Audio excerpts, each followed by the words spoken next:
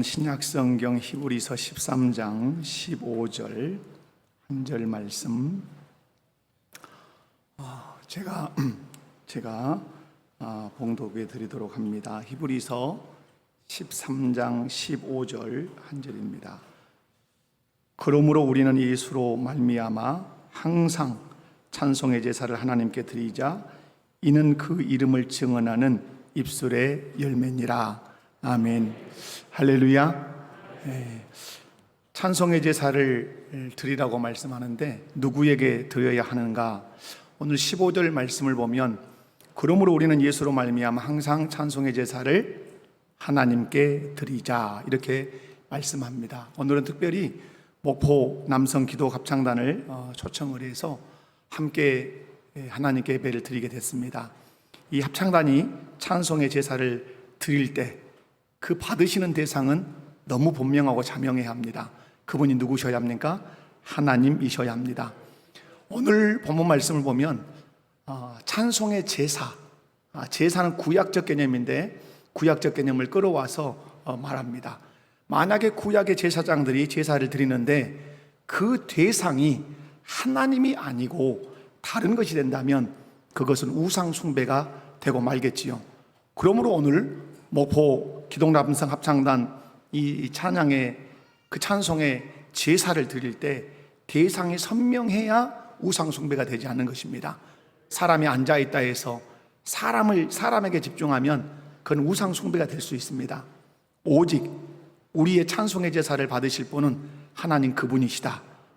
그분만 바라보고 그분께 집중하고 그분이 기뻐 연락하시도록 찬송할 때 우리 합창단의 찬양과 우리가 드리는 예배를 하나님께서 기뻐 받으실 줄로 믿습니다. 누가 찬송의 제사를 드리는가 하는 거죠. 오늘 15절에 보면 그러므로 우리는 이라고 말씀합니다. 우리라고 하는 말은 공동체적 의미를 가지고 있죠.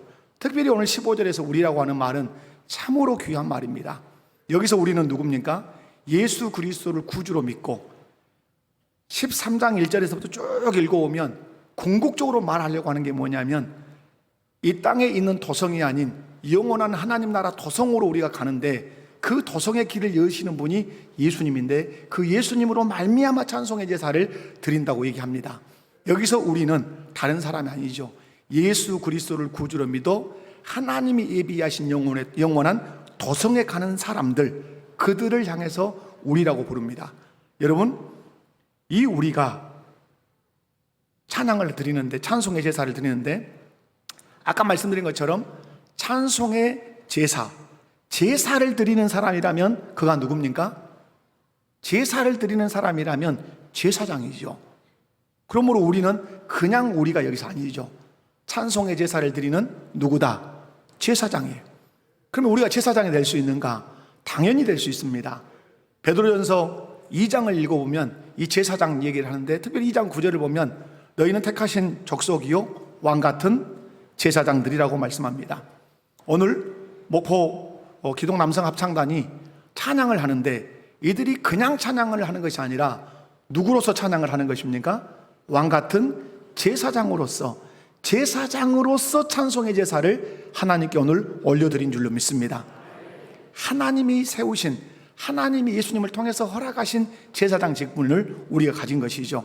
이 시간 우리 목포 기독남성 합창단 단원 한 사람 한 사람이 왕같은 제사장이라고 하는 이 거룩한 자긍심을 가지고 하나님, 나 예수님을 통해서 세움받은 거룩한 왕같은 제사장입니다. 왕같은 제사장으로서 찬송의 제사를 내가 하나님께 올려드리겠습니다 하고 마음을 쏟아 정성을 다해서 예배를, 이 찬송을 하면 하나님께서 그 찬송의 제사를 기쁘시게 연락하실 줄로 믿습니다. 그렇다면 어떻게 우리가 하나님께 찬송의 제사를 드릴 수 있었냐 하는 것이죠. 15절에 그러므로 우리는 예수로 말미암아 항상 찬송의 제사를 하나님께 드리자. 이 무슨 말씀입니까? 찬송의 제사를 하나님께 우리가 드릴 수는 있지만 그냥 드릴 수 있는 건 아니란 말씀입니다. 누구를 통하여만 되는 거죠. 누구를 통하여만? 예수님을 통해서만 제사를 드리는 거예요.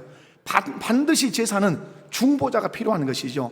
그 영원한 중보자가 우리 주 예수 그리스도라고 말씀합니다. 오늘 이 합창단이 찬송의 제사를 드릴 때 누구를 의지하셔야 합니까? 우리의 영원한 대제사장이신 우리의 중보자이신 예수 그리스도를 의지하고 드릴 때 그 찬송의 제사가 하나님 아버지께 드려질 뿐만 아니라 연락이 될 줄로 믿습니다. 예수님은 우리의 유일한 중보자십니다. 우리가 하나님께 드리는 모든 것들은 예수님을 통하여서만 하나님 아버지께 드려진 받을 수 있습니다.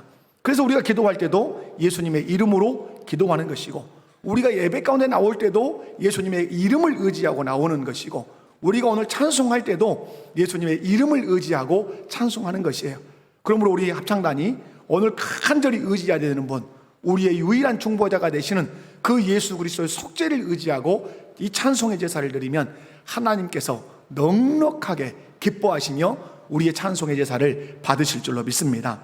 정리하면 그렇습니다. 오늘 결론적으로 말씀하죠. 13장 15절 말씀에 이는 그 이름을 증언하는 입술의 열매니라. 증언은 누가 하는 것이죠? 증인이 하는 것입니다. 증언은 증인이 하는 거예요. 그러면 우리는 누구의 증인입니까? 예수님의 증인입니다. 그런데 찬송의 제사인데 그 찬송이 입술의 열매예요. 어떤 입술의 열매? 예수님의 이름을 증언하는 증인의 입술의 열매란 말이에요. 여러분, 이 말씀을 쉽게 찾아볼 수 있는 것이 사도행전 16장 25절 말씀을 보면 바울과 실라가 감옥에 갇혀서 한밤중에 기도하고 하나님을 찬송합니다. 그런데 누가는 기가 막힌 말씀을 그 곁에 씁니다. 기도하고 하나님을 찬송하며 죄수들이 덧더라. 왜 이 말을 누가는 썼을까요? 찬송은 복음입니다. 왜 그렇습니까? 찬송 안에 예수 그리스도께서 하신 일들이 녹아 흐르고 있기 때문에 그렇습니다. 우리는 전도지를 나누면서 전도할 수 있습니다. 복음을 제시하면 사형리로 제시할 수 있습니다. 그러나 또 하나의 전도 방법이 있습니다. 길을 걸을 때 어디를 가든지 간에 소리내서 찬송하면 그 찬송이 예수 그리스도의 이름을 증언하는 입술의 열매가 되기 때문에 마치 바울과 실라가 기도하고 하나님을 찬송했을 때 감옥에 있던 죄수들이 찬송을 통해서 복음을 들었던 것 같은 그런 역사가 우리의 찬송을 통해서 이루어지게 될 줄로 믿습니다. 오늘 목포기독 남성합창단의 이 찬양이 예수 그리스도의 이름을 찬란하게 증언하는 입술의 열매가 될 줄로 믿습니다. 이 찬송을 통해서 하나님의 영광을 받으실 것이고, 그 영광을 받으신 하나님께서 우리에게 크신 은혜 주실 줄로 믿습니다. 기도하겠습니다. 자비로우신 아버지 하나님, 감사합니다. 오늘 귀한 합창단을 우리 교회 가운데 초청해서 하나님의 성호를 찬양하게 하시니 감사합니다. 우리의 찬송의 제사를 받으셔야 하는 분은 하나님 한 분뿐이신 줄로 믿습니다. 우리 합창단과 함께 우리가 구경뿐이 아니라 한 마음과 한 뜻으로 하나님께 찬송하는 저희들 되게 하여 주옵소서. 찬송의 제사를 드리는 사람이라면 우리는 제사장입니다. 왕같은 제사장이라고 말씀하셨습니다. 나는 제사장이다. 왕같은 제사장이다. 예수님을 통해서 왕같은 제사장이 되었다. 그러므로 기쁨과 감사로 찬송의 제사를 하나님께 드린다면 하나님께서 기쁘시게 받으실 줄로 믿습니다. 찬송의 제사를 드리되 우리 스스로가 드릴 수 있는 것이 아니라 예수님을 통해서만 이 제사가 하나님께 연락될 줄로 믿습니다. 오늘도 우리 합창단이 예수 그리스도의 속죄를 의지하고 구속을 의지하고 그 십자가에 기대어서 찬송의 제사를 드릴 때 하나님께서 기뻐 받으실 줄로 믿습니다.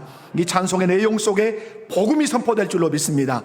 오늘 이곳에 복음에 확신이 없는 사람, 예수 그리스도를 구주로 영접하지 못한 사람들이 이 찬송을 통해서 복음을 들을 때 예수를 구주로 영접하는 놀라운 역사가 일어나게 하옵소서. 모든 영광 하나님께 돌려드립니다. 거룩하신 예수님의 이름으로 기도하옵나이다. 아멘.